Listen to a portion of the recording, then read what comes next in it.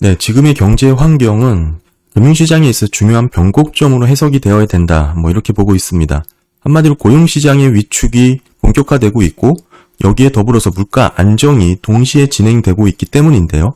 이런 상황이라면 연준의 기준금리 인하 가능성은 상당히 높아질 수밖에 없다. 이렇게 봐야 됩니다. 먼저 실업수당 청구 건수를 보시게 되면 고용시장의 열기가 뚜렷하게 식어가는 모습이 지속적으로 확인되고 있습니다. 특히나 팬데믹 이전 수준이라고 볼 수 있었던 18년도부터 19년도 사이의 안정적인 상황의 레벨을 지금은 벗어나고 있는 구간이거든요.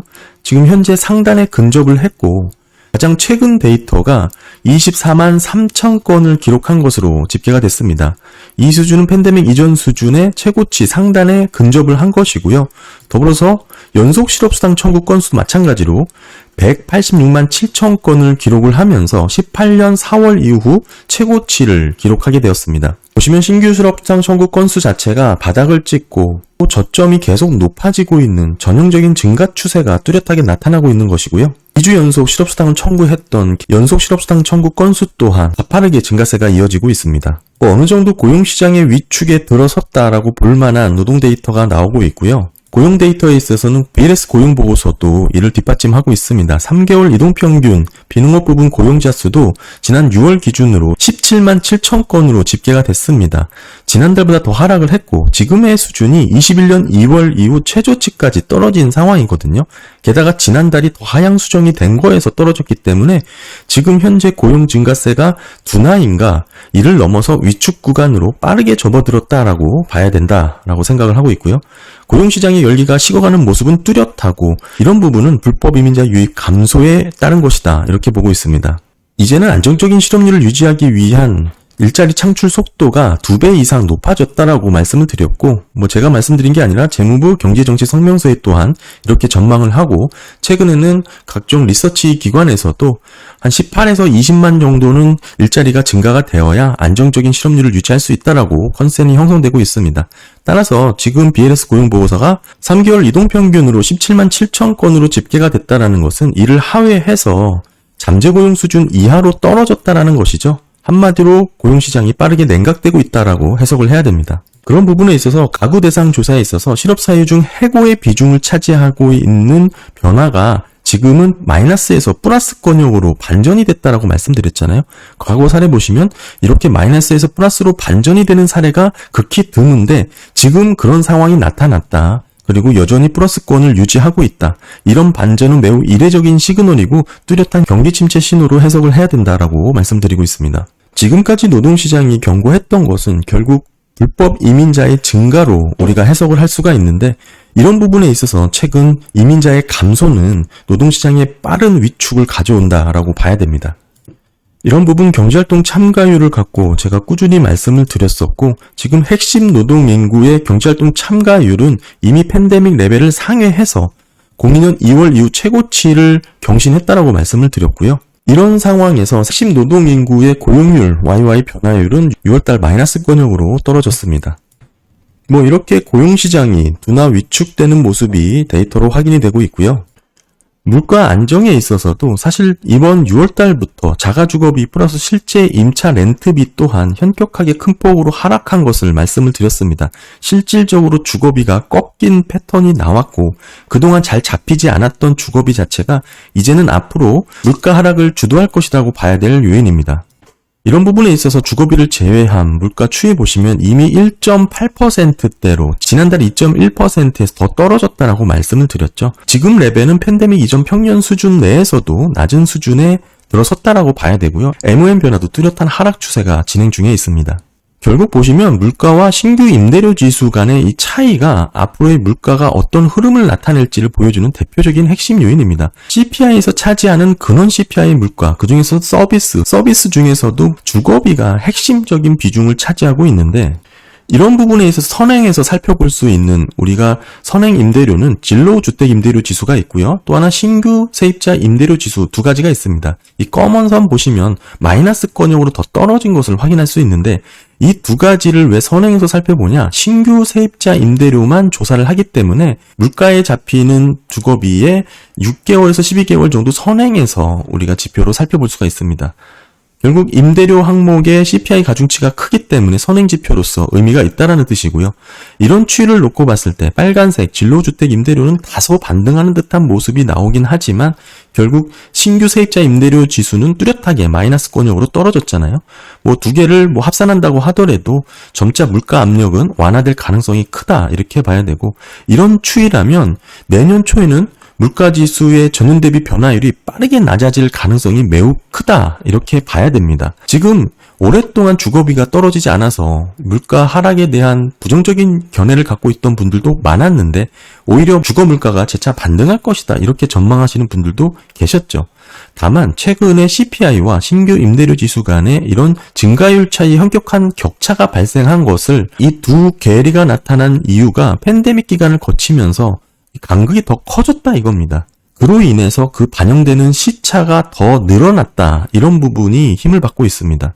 그만큼 주거비용 상승세가 늦게 떨어진 만큼, 둔화된 만큼 이 하락하는 패턴 또한 다른 물가 요소들보다 더 오래 지속될 것으로 보고 있고요. 이러한 추세를 고려했을 때 향후 물가 하락 국면에서 주거비용이 주도적인 역할을 할 것으로 우리가 충분히 전망을 해볼 수가 있습니다. 앞으로 CPI든 PCE든 전반적인 물가 안정화 과정에서 결국 주거비용이 하락의 핵심 요인으로 작용할 가능성이 크다, 이 말씀을 드리는 거고요.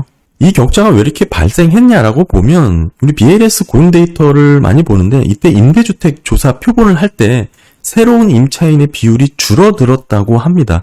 이런 부분에 있어서 이런 격차가 더 발생을 하게 된 거고, 이 격차가 생김에 따라서 시차가 더 늘어지게 된 것이죠. 그래서 한동안 주거비가 꽤 오랫동안 둔화는 되고 있지만 그 둔화폭이 상당히 덜했잖아요. 보시는 것처럼 덜했는데 이번 달 들어서면서부터 본격적인 하락세가 나왔고 드디어 주거비가 꺾였다라고 표현을 할 수 있을 만큼의 하락 패턴이 나왔습니다. 네, 그리고 하나가 더 있는데 바로 계절 조정에 대한 부분이 있어요. 물론 순전히 통계적인 변경 사항이지만 이게 재산정이 되기 때문에 이런 부분에 있어서 하반기에 들어서면서부터는 디스인플레이션 추이가 더 강해질 수밖에 없다, 이렇게 봐야 됩니다. 어떻게 변경이 되냐면 계절 조정 요인 보시게 되면 지난 5년 동안 원래 로 데이터보다 계절 조정을 한 후의 데이터가 1월부터 4월까지 더 큰 MOM 상승률을 기록을 했고요. 그리고 연말 하반기에 들어서면서부터는 그 반대의 경우가 발생하는 것을 볼 수가 있습니다. 따라서 상반기에는 물가가 더 높게 잡히는 경향이 나오고 하반기에 들어서면서부터는 물가가 더 낮게 잡히는 요인이 계절 조정으로도 우리가 확인을 할 수가 있다. 이런 부분 제가 CPI 말씀드릴 때 계절 조정 측면, 올해 상반기 2, 3월달 물가가 급등하는 패턴이 나왔을 때 좀 자주 말씀드렸던 내용이고요. 어찌됐든 이런 계절 조정 효과도 물론 통계적인 수치의 변화지만 어찌됐든 하반기에 물가 하락 압력 요인은 더 크게 작용을 할 여지가 크다, 이 부분도 반영을 해야 되고요. 그렇다면 우리가 경기와 물가를 판단할 때 고용시장은 위축, 냉각되는 흐름으로 이어지고 있고 물가도 안정적인 흐름, 앞으로 주거비가 본격적으로 떨어진다면 비중이 높은 주거비가 앞으로 물가 자체를 끌어내릴 가능성이 높다. 결국 물가 안정이 일어날 가능성이 크다라고 봐야 되겠죠. 고용과 물가 동시에 이런 상황으로 진행이 된다면 연준의 기준금리 인하 가능성은 더 높아지게 됩니다. 그러면서 나올 수 있는 것은 지금부터 경기 우려에 대한 시장의 불안이 점차 확대될 것이다라고 봐야 됩니다. 고용시장이 나빠지고 물가도 떨어지면 이게 디스인플레이션인지 디플레이션인지 헷갈릴 수 있다는 것이죠. 여기서 과한 충격이 나타나게 된다면 시장은 급격한 불안 요인으로 해석할 가능성이 크고요. 아직까지는 금리 인하에 대한 대응 여력이 있다라는 점에서 주식시장이 하락 전환할 가능성은 극히 일부분이다, 제한적으로 보고 있는 게 현재의 컨센입니다. 이게 말 그대로 연착륙 시나리오죠. 다만 이런 연착륙 시나리오에 있어서 연준이 1960년도부터 2019년도까지 주요 13개 국가에서 금리 인하 사이클을 모두 사례 분석을 해봤습니다. 총 149건이었는데 그 결과 성장 둔화와 노동시장 약화로 대응한 사례가 124건, 대부분을 차지했어요. 경기 침체에 대응을 했다라는 것이죠. 이 149건 총 사례 중에 물가가 떨어져서 인플레이션 완화로 인한 금리 인하는 25건에 불과했습니다. 이렇게 물가로 대응을 해서 금리 인하를 한 게 25번이긴 하지만 그조차도 물가를 실패한 게 14건이고요.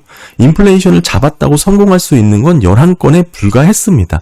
그런데 인플레이션에 성공했다는 11건조차도 경기 침체와 실업률의 증가로 이어진 게 6건이에요. 따라서 이를 빼보면 경기 침체 없이 연착륙에 성공한 사례는 5건에 불과하다. 이것도 주요 선진국 사례니까 미국으로 좁혀보면 2건에 불과하다. 다만 이 2건조차도 제가 말씀드린 이 시기를 보게 되면 장단기 금리가 역전되지 않았던 시기다. 이때 보험성 금리 인하를 성공했다고 사례로 집계된 결과다. 이 말씀을 드리는 거죠. 따라서 지금은 연착륙 사례가 없다라고 봐야 되는 게 정확합니다. 왜냐? 장단기 금리가 역전돼 있는 상황이기 때문이죠. 결론적으로 말씀드리면 현재 경제 상황은 고용시장의 냉각과 물가 안정이라는 두 가지 큰 흐름이 서로 맞물리면서 구간으로 형성되는 그 시작 단계다라고 봐야 됩니다. 아직까지 시장은 디스인플레이션 컷 또는 보험성 금리 인하로 전망이 되기 때문에 일부 장기채 텀 프리미엄이 높아지는 그런 부분도 나타나기도 했는데요. 보험성 금리 인하의 경우에는 장기채 금리가 소폭 상승하는 것으로 제가 말씀을 드렸잖아요. 결국 금리 인하 직전까지는 장기채 금리가 모두 좋은 성과를 보였지만 금리 인하 이후에 보험성 금리 인하일 경우에는 장기채 금리가 소폭 상승했다. 이런 부분에서 텀 프리미엄 상승을 말씀을 드리고 있는 거고, 단 아까도 말씀드렸다시피 연준의 금리 인하 사이클 사례 분석을 참고해 보면 지금 시장이 컨센으로 작용하고 있는 연착륙 시나리오가 전무하다라는 점을 기억을 해야 됩니다. 따라서 연준이 금리 인하를 하는 이유가 그 시작은 보험성 금리 인하라고 말을 할 수 있어도 그 끝은 경기 침체 컷으로 이어질 가능성이 높다. 이렇게 봐야 되고요. 덧붙여서 말씀드리면 장기채 투자에 있어서 디스인플레이션 컷 또는 경기 침체 컷은 모두 좋은 시나리오입니다. 보험성 금리 인하만 아니면 모두 좋은 시나리오이고요. 저는 개인적으로 디스인플레이션 컷 또는 경기 침체 컷 이 둘 중에 하나로 결정될 것이다라고 보고 있고요. 금리 인하 추이를 보게 되면 디스인플레이션 컷으로 했을 경우 크게 장기채가 떨어진 거 확인이 됩니다. 다만 첫 번째 금리 인하 시점에는 당연히 보험성으로 얘기를 하거나 디스인플레이션 컷으로 얘기를 할 수밖에 없기 때문에 아직 금리 인하 목적을 명확하게 판단하기는 어렵다는 것이죠. 따라서 첫 번째 금리 인하 이후에는 뚜렷한 침체 모습이 나타나지 않을 수 있어서 장기채 수익률은 어느 정도 방향성 없는 박스권의 등락이 나타날 가능성이 높다. 이 시점에서 경기 매크로 분석을 좀 더 디테일하게 살펴볼 필요가 있다. 이렇게 좀 봐야 됩니다. 네, 오늘은 경제 환경 변화에 있어서 최근 금융시장의 중요한 흐름, 고용시장의 위축과 냉각, 더불어서 물가 안정이 동시에 진행되고 있는 그 시점에 들어섰다라고 봐야 되고, 앞으로는 이런 부분에 있어서 경기 우려에 대한 불안 요인이 점차 확대될 수 있다. 이런 시점에서 금리 인하 볼륨을 갖고 가는 연준이 보험성 금리 인하로 갈 것이냐, 디스인플레이션 컷으로 갈 것이냐, 또는 경기 침체로 갈 것이냐, 이 세 가지 시나리오 중에 결정이 될 것이고, 그 시장은 보험성 컷, 디스인플레이션 컷으로 시작이 될 수 있어도 그 끝은 경기 침체 컷 가능성이 높다. 100번 양보해서 디스인플레이션 컷으로 진행이 된다고 하더라도 장기채 투자에 있어서는 그리 나쁜 시나리오는 아니다. 이렇게 정리를 하면 될 것 같습니다. 네, 감사합니다.